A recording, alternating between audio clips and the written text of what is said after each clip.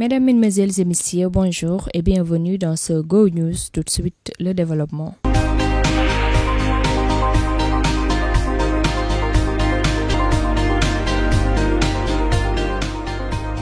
Vers une dissolution du Parlement, le président Bassirou Diomaye Faye, selon des dires de plus en plus persistants, a l'intention de saisir le Conseil constitutionnel. Le chef de l'État envisage de solliciter l'avis des 7 sages qui composent la plus haute juridiction de notre pays pour se faire une idée claire de la date à partir de laquelle il pourra mettre un terme définitif à la vie parlementaire de la 14e législature. Cette dissolution serait conforme aux objectifs de son camp politique, à savoir Pastef et ses alliés, selon le journal L'Observateur. D'après les informations qui commencent à tomber par bribes, les membres du Conseil constitutionnel auraient déjà une réponse qui n'attend qu'à être officialisée. L'Observateur rapporte que, selon les sages, le mandat des députés ne peut être interrompu qu'à la fin de leurs 2 premières années. Le calcul de cette période commence à partir de la date de leur installation officielle. Celle-ci serait, en l'espèce, la date de prestation de serment. À en croire certains juristes cités par l'Obs, le président Diomaye Faye, une fois les 24 mois épuisés, est en mesure d'invoquer l'article 87 de la Constitution qui lui permet de dissoudre l'Assemblée nationale. La bonne date sera alors à partir du 14 septembre 2024. Cet article stipule qu'une telle dissolution ne se fait qu'après une consultation et du Premier ministre et du président de l'Assemblée nationale. Sonko plaide pour le maintien des grands ensembles. Le Sénégal, par la voix de son chef de gouvernement, plaide pour le rapprochement entre les pays voisins de l'Afrique de l'Ouest. Ousmane Sonko, qui a reçu en début de semaine le vice-président gambien Mohamed Diallo, a déclaré que le président Bassirou Diomaye Faye œuvre inlassablement pour que ces pays puissent maintenir ce cadre qu'ils ont, qui est la communauté économique des États de l'Afrique de l'Ouest, CEDEAO. Nous ne pouvons pas encourager une énième scission alors que partout dans le monde, les gens font tout pour se renforcer dans des regroupements forts. Nous devons aujourd'hui dépasser certains clivages ou pour des raisons qui, certes, peuvent être valables quelquefois. Et nous nous retrouvons chaque fois à devoir reprendre à zéro. Il est évident que nos nations, prises isolément, ont très peu de chances de pouvoir réussir le grand bond en avant que les peuples attendent depuis très longtemps, a expliqué le Premier ministre du Sénégal. Dans cette vidéo exploitée par Sénégo, il ajoute qu'il nous faut aujourd'hui faire preuve de dépassement.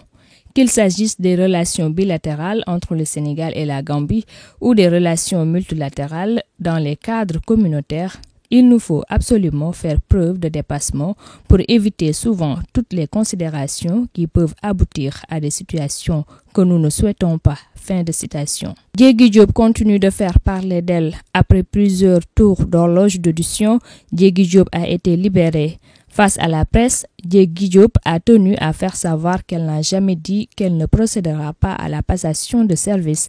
Pour elle, cette convocation lui a été adressée dans le but de l'intimider. En effet, Diégui Diop, ex-directrice de la promotion de l'économie sociale et solidaire, a été convoquée par la brigade de gendarmerie de Keur Massar.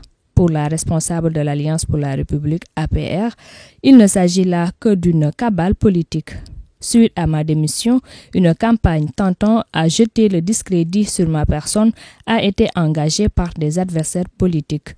Perdu dans les procédures administratives qu'il semble ignorer royalement, le nain politique de Bambey m'a fait servir une convocation à la brigade de recherche de Keur Massar, dixit Diégui Diop, mais l'ex-directrice martèle que toute tentative d'intimidation est d'ores et déjà vouée à l'échec. Pikine dans la douleur, le célèbre et mythique quartier de la banlieue de Dakar, Pikine, a été témoin ce 5 août d'un fait divers pour le moins inédit. Tenez-vous bien, 2 filles mineures sur le chemin de retour après leur cours de Coran ont eu une dispute. Elles en sont finalement venues au mai et c'est ainsi que l'une des protagonistes a eu la malencontreuse idée de poignarder l'autre à l'aide de son pique-cheveux. Grièvement blessée, la poignardée a lutté en vain contre la mort qui a eu raison sur elle à l'hôpital où elle était justement acheminée pour les besoins de ses soins. Ironie du sort, La décédée a pour père un commissaire de police et sa mère serait juge. Leur quartier d'habitation à Pékin est deuxième robinet. Les deux familles concernées par le drame, appuyées par le voisinage immédiat, ont, dans un premier temps, tenté de régler à l'amiable le lourd litige, mais cela n'a pas abouti. La présumée meurtrière a vu une plainte déposée contre sa personne. La suite n'a réservé la moindre surprise. La suspecte a été arrêtée avant d'être présentée au parquet de Pékin. Rap Africa, enflammé par Coumba Gawlo. La diva Coumba Gawlo, comme précédemment annoncé, s'est produite dans la nuit du 5 au 6 août à Rabat. Sa prestation a eu pour cadre l'esplanade dénommée Bourré Grec Stage. La chanteuse séjourne en ce moment au Maroc dans le cadre de l'invitation qui lui a été faite en vue de sa participation à la 3e édition du festival Rap Africa.